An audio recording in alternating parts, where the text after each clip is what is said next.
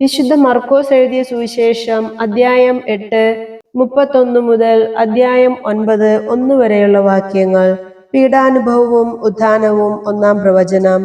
മനുഷ്യപുത്രൻ വളരെയേറെ സഹിക്കുകയും ജനപ്രമാണികൾ, പ്രധാന പുരോഹിതന്മാർ, നിയമജ്ഞർ എന്നിവരാൽ തിരസ്കരിക്കപ്പെടുകയും വധിക്കപ്പെടുകയും 3 ദിവസങ്ങൾക്കു ശേഷം ഉയിർത്തെഴുന്നേൽക്കുകയും ചെയ്യേണ്ടിയിരിക്കുന്നുവെന്ന് അവൻ അവരെ പഠിപ്പിക്കാൻ തുടങ്ങി. അവൻ ഇക്കാര്യം തുറന്നു പറഞ്ഞു. അപ്പോൾ പത്രോസ് അവനെ മാറ്റി നിർത്തിക്കൊണ്ട് തടസ്സം പറയാൻ തുടങ്ങി. യേശു പിന്തിരിഞ്ഞു നോക്കിയപ്പോൾ ശിഷ്യന്മാർ നിൽക്കുന്നത് കണ്ടു. പത്രോസിനെ ശാസിച്ചുകൊണ്ട് പറഞ്ഞു, സാത്താനെ, നീ എന്റെ മുൻപിൽ നിന്നു പോകൂ. നിന്റെ ചിന്ത ദൈവികമല്ല, മാനുഷികമാണ്. അവൻ ശിഷ്യന്മാരോടൊപ്പം ജനക്കൂട്ടത്തെയും തന്റെ അടുത്തേക്ക് വിളിച്ചു വരുത്തി അവരോട് പറഞ്ഞു, ആരെങ്കിലും എന്നെ അനുഗമിക്കാൻ ആഗ്രഹിക്കുന്നെങ്കിൽ അവൻ തന്നെ പരിത്യജിച്ച് തന്റെ കുരിശുമെടുത്ത് എന്നെ അനുഗമിക്കട്ടെ. സ്വന്തം ജീവൻ രക്ഷിക്കാൻ ആഗ്രഹിക്കുന്നവൻ അത് നഷ്ടപ്പെടുത്തും.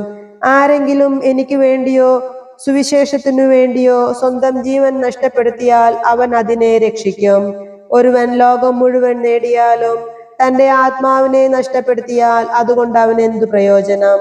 മനുഷ്യൻ സ്വന്തം ആത്മാവിന് പകരമായി എന്തു കൊടുക്കും?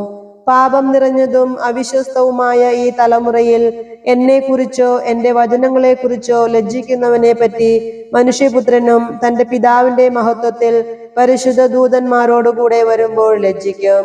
അവൻ അവരോട് പറഞ്ഞു, ദൈവരാജ്യം ശക്തിയോടെ സമാഗതമാകുന്നത് കാണുന്നതുവരെ മരിക്കുകയില്ലാത്ത ചിലർ ഇവിടെ നിൽക്കുന്നവരിലുണ്ടെന്ന് സത്യമായി ഞാൻ നിങ്ങളോട് പറയുന്നു. നമ്മുടെ കർത്താവായ മിശിഹായ്ക്ക് സ്തുതി.